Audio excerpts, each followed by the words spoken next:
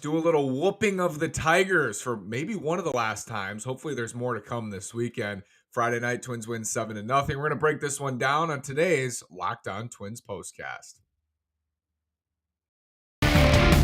You are Locked On Twins postcast, part of Locked On Sports Minnesota, your team every day.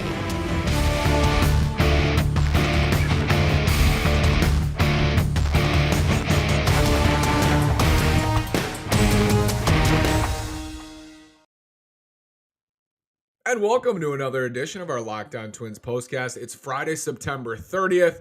I'm the host of Locked On Twins, Nash Walker, here with writer and reporter at Access Twins, Mr. Brandon Warren. Before we get started, football season is underway. BetOnline.net is your number one source for football betting info this season. Find all the latest player developments, team matchups, news, podcasts, and in-depth articles and analysis on every game you can find. Head to BetOnline.net or use your mobile device to learn more. BetOnline is where the game starts. Brandon, welcome back. It's Friday night. Twins whoop up on the Tigers. What's your takeaway? Yeah, it was a very, very strong night for Joe Ryan. And I think too, you just see a Detroit team they've been through a lot this season, none of it good. And they're starting to really wear down to the point where they're ready for this one to be over. And I remember covering some Twins teams like this 10 years ago. And so I kind of understand where they are and where they've been. If you think, being a Twins person and the team playing like they have this season, it's a whole nother level for Detroit people and Detroit fans. So I think the Twins just went in, took care of business. Joe Ryan looked great. And beyond that, little Carlos Correa home run action. It was a fun night. So boring, these Tigers. I mean, I can't even imagine being like watching them every single night all year. And their offense, the offense is just so inept, and we've seen that all season long from them. And I want to open this up too, because I wonder from you, I ask people this, like, would you rather have a team with a horrible lineup and a great pitching staff? I'm not saying that's the Tigers, but their strength is their pitching. Or would you rather have a team with a great lineup and a terrible pitching staff? I think I got those right. What would you rather have, Brandon? I mean, I think honestly,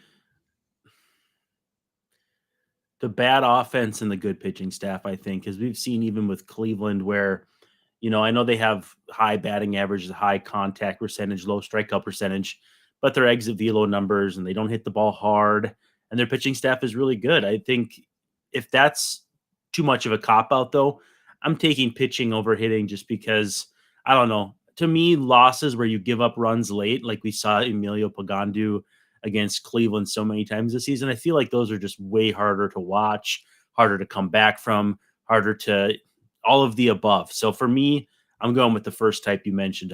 Give me the pitchers instead of the hitters. Those losses are the worst, and we saw quite a few of them this year. Speaking of good pitching, Giovanni Moran has looked excellent, and on the season now, a very good line. Bad at AAA, very good in the majors. Do you think Giovanni Moran's going to make the opening day roster next year, Brandon? Really hard to say because, and I posted this at Access Twins today, basically just a poll asking people their level of confidence in this bullpen. Because when I look at just who's under control, you've got Duran, Lopez, you've got Jax. I mean, that's your back three, and then Thielbar. Who knows what they'll get out of someone like Cody Stashak. There's Ronnie Enriquez has looked good at points. So to me, it all depends on how many holdovers they bring back, because the toughest thing is the guy who's got options never really seems to get a fair crack until they're out of options. And so to me, he deserves to be in that bullpen. Oh, Alcala too. We'll see if he's healthy.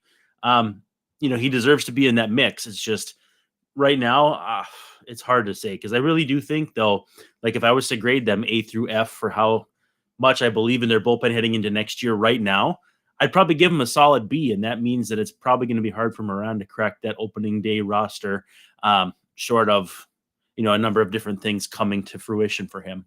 I also clicked B on your poll. You can go check that poll out at Access Twins. I clicked B.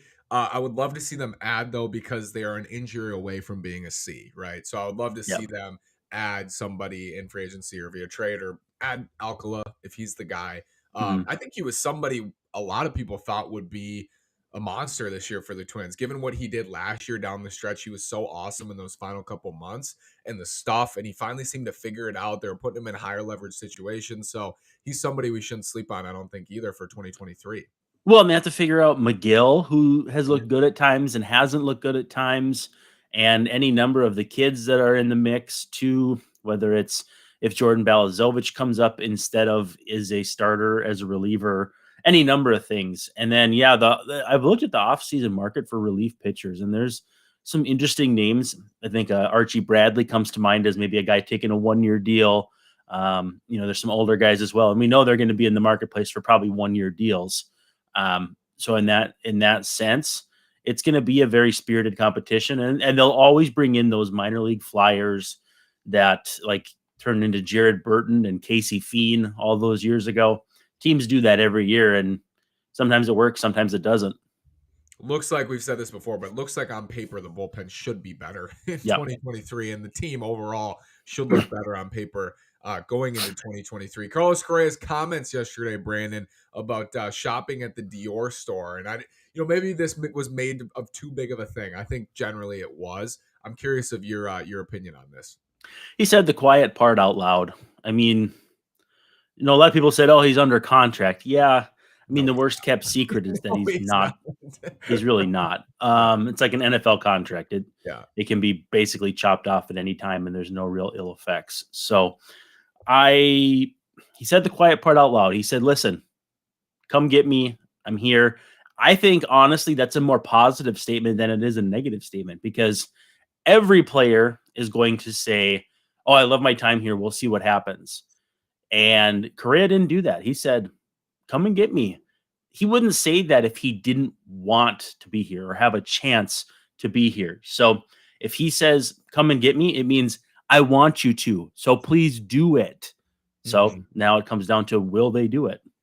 Reese, again, I appreciate the no BS from Correa. Open the checkbook. Jim, Brandon, you've been pretty optimistic that they will come forward with a legitimate offer, at least for Carlos Correa. And I think that part is true. I'm skeptical whether it'll be close to enough on the open market, but I also am fairly optimistic that they will come forward with a competitive offer. Are you still in that boat?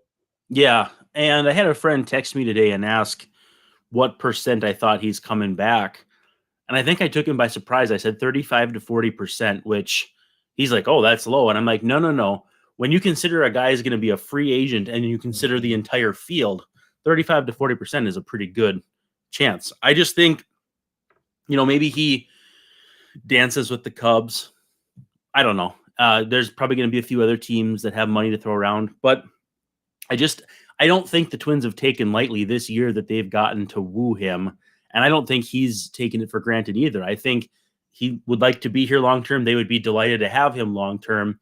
And Scott Boras would be delighted to get all of his commission for that next contract, unlike he did for this one. So I think there's a chance. Is it a good chance? I don't know. But my instinct, my intuition says it's definitely an option.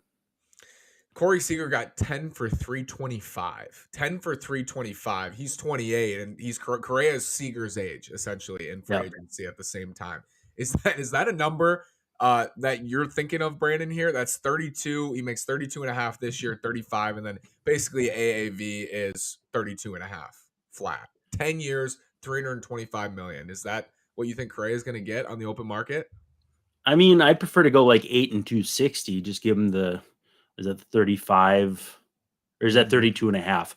Either way, I mean, something like that, 8,250, 8,260. But if it takes 300, I mean, it's not my money, so it's easy for me to say. But to have that level of talent up the middle with Buxton on a below market contract, to me, it's a no-brainer, because you can backfill a roster of corner guys. You can have a shortstop that you really like play second or third. And I really like Ryan Jeffers behind the plate. I know I'm one of maybe not too many anymore. He had a couple hits tonight, but you be sturdy up the middle. This pitching pipeline, I'm starting to really believe they're going to tap into, especially if we're going to see Simeon Woods Richardson this weekend, which is the rumor. I don't know, man. I think I'd go for it. I mean, if you think you can get Xander Bogaerts and Carlos Rodon and still have your budget, as opposed to Carlos Correa and Nate Eovaldi, I'm probably going Bogaerts and Rodon, but that's kind of asking for a lot of a good thing. Seager also represented by Scott Boras. So that Yeah. to me, that like I think he's probably saying like 325, 10 years. But That's do you know off the top of your head Semion's deal? Because Semyon was older, but at Yeah. the same time, like Semyon, I was surprised by how big Semyon's deal was. was I'll this pull it up. 223 or something or We got 7 for 175. Oh, okay. Yeah, I don't know why I was thinking 2 something. I was But thinking that too, yeah. yeah, if Correa hadn't bounced back as he has this month, I'm not saying he's getting the Semyon deal, but it's probably a lot closer to 200 than 300 just because he's coming off a bit of a down year. So at this point, I mean, I think he's going to get 250, 300 without much problem.